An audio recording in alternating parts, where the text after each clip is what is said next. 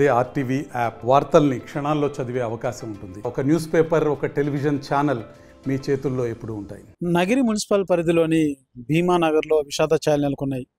ఏదైతే తమిళనాడు రాష్ట్రానికి చెందినటువంటి ధనంజయలతో వివాహమైనటువంటి దేవి అనే మహిళ చెన్నై నుంచి సంక్రాంతి సంబరాలకంటూ పుట్టింటికి రావడం జరిగింది. అయితే పుట్టింటికి వచ్చినటువంటి దేవి వాళ్ళ బాబాయ్ ఇంటికి వెళ్తున్నానని చెప్పేసి సాలపట్టెడ గ్రామానికి చెందినటువంటి వాళ్ళ బాబాయ్ ఇంటికి వెళ్ళినటువంటి మహిళ ఏం జరిగిందో తెలియదు, ఇద్దరు బిడ్డలతో వెళ్ళి బావిలో దూకినటువంటి పరిస్థితి. ఏదైతే ఆ బాబాయ్ ఇంటికి వెళ్ళినటువంటి దేవి తిరిగి రాకపోవడంతో భయపడినటువంటి దేవి తల్లిదండ్రులు వెళ్ళి పోలీస్ కంప్లైంట్ ఇవ్వడం జరిగింది.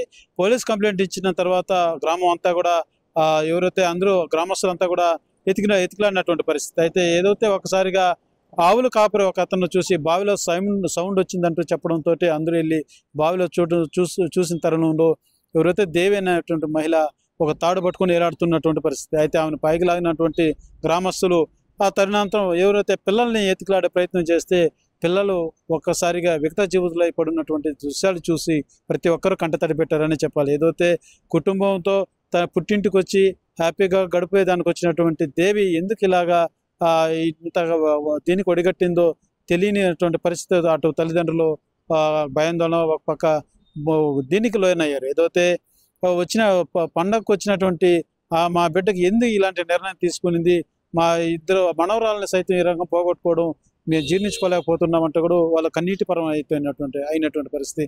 అయితే ఏదైతే కేసు నమోదు చేసినటువంటి పోలీసులు పూర్తి దర్యాప్తు చేపట్టారు. అయితే ఏదైతే ఈ దేవి అనే మహిళ కుటుంబ కలహాలతోటే ఈ యొక్క ఆత్మహత్యకు ప్రయత్నించినట్టుగా కూడా ప్రాథమికంగా తెలుస్తున్నటువంటి పరిస్థితి. అయితే రెండు గ్రామాల్లో కావచ్చు, ఇటు భీమిలీ నగర్ కావచ్చు, అటు సాలెపట్టెలో కావచ్చు విషాద ఛాయలతో నెలకొన్నాయని చెప్పాలి. ఏదైతే ఇద్దరు ఆడపిల్లలు ఐశ్వర్య 10 సంవత్సరాలు, అక్షర అనే అమ్మాయి 3 సంవత్సరాలు, ఇద్దరు కూడా వికట జీవులు పడడం చూసి గ్రామస్తులు ప్రతి ఒక్కరూ కూడా కంటతడి పెట్టుకున్నటువంటి పరిస్థితి. ఏదైతే పండగ పూట ఆడబిడ్డలతో కలకలాడాల్సిన ఇల్లు ఈ రకంగా అవడం పట్ల ఆ పిల్లల యొక్క అవ్వాతాతలు కన్నీటి పర్వతం అవుతున్నటువంటి పరిస్థితి. ఇది రెండు గ్రామాల్లో సైతం తీవ్ర విషాదాన్ని నిలిపిందనే చెప్పాలి.